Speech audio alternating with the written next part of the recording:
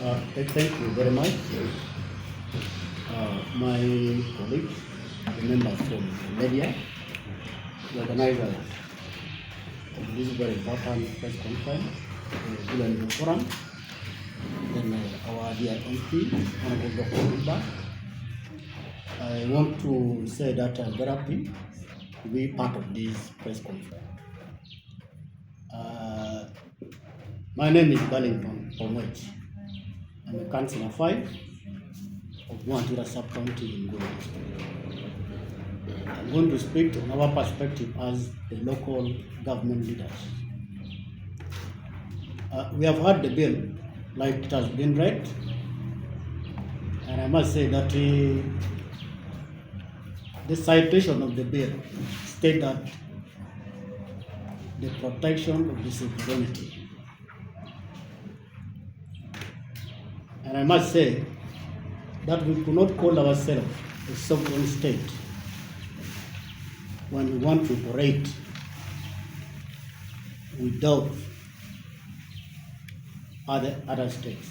We cannot be separate. It's like we're in our own world, and that contradicts the meaning of the sovereign. We are independent, I know, right? But we should be independent to interact with other developed world. We should be independent to go and look for better pastures outside other countries. We should be independent, allowed to move all over the country. I've seen a government has a specific interest in this bill, and the interest is very few. And the interest, I must say, will not benefit the Uganda. This interest of the bill, it is purely political.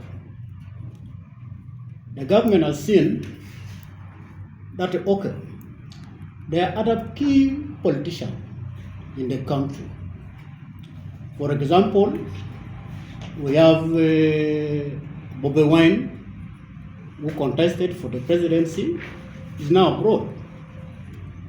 The government has realized that there are some key politicians, the like of Bobi Wine and others. They are getting a lot of support from foreign countries.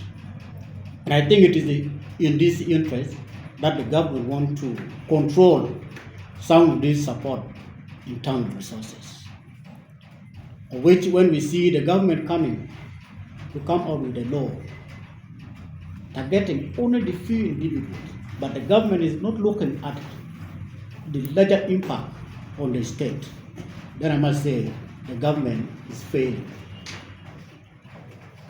Government of Uganda has not been in position to provide everything for Ugandans.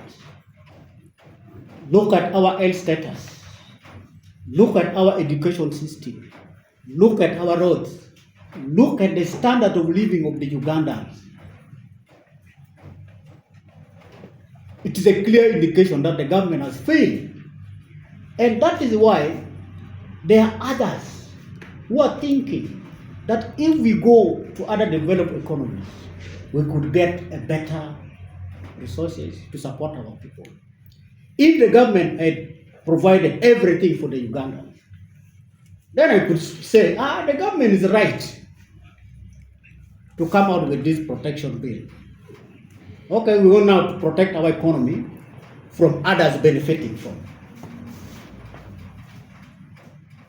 But in Uganda, I don't think, there are very few economies that are benefiting from Uganda. All the economies, we are benefiting from them. We are among the poorest states in the country. And if you are the president who would want to drive this country into the middle income economy by 2040, you can say now you want to protect your economy from the influence of other economies. It is not right. It is not right, and it is not fair to Uganda. The interest of this bill too, it is to keep Ugandan poorer than where we are now. The government wants Ugandans to be poor, so that controlling them becomes very easy. And that's another interest of the bill. You can see now in Uganda, resources are being controlled by few who are in power. And majority of the Ugandans who are now getting a better life, they are getting this from other countries. People are doing business outside, people have relatives outside, people are doing better job outside. And that is why you could also see there are other rich people in the country. Not because that they are benefiting from the country. No. And the government is not happy about those Ugandans who are developing with the support from other countries, with the job they are doing abroad. And the government wants to control that you should stay here. You should not benefit from any other economy. Look at how people are going to stay if this bill is to come out. Look at the children that are being paid using the foreign resources. Look at local government. Almost 30% of our budget annually is being funded by foreign support, even the national budget. So unless maybe the government want to come out with this bill only to safeguard few individuals like Bobby Wine and the rest, then in a larger scale, the bill is just going to be looked at as a defunct bill. Then we may say, okay, we may see. But if the implementation is going to be exact as we may be speculate, then the government is killing this state. So if the bill is coming, okay, let's come out with this bill, and the bill is going to target only the few. We are going to implement it based on the people we are eyeing, we have put our eyes on. Then we may say, okay, the bill may not affect the many Uganda. But it is not right to come out with a bill just only to target the individual. It is not right. So I call all Ugandan, my fellow leaders in the local government, that we should say no to this draft bill. We should say no to this draft bill. It is unfair, and it is not in the interest to develop this state. The interest of the bill is to keep the Ugandan poorer. Uganda is not rich, and the regime is not doing anything better to keep Uganda better. And why do you want to control your economy?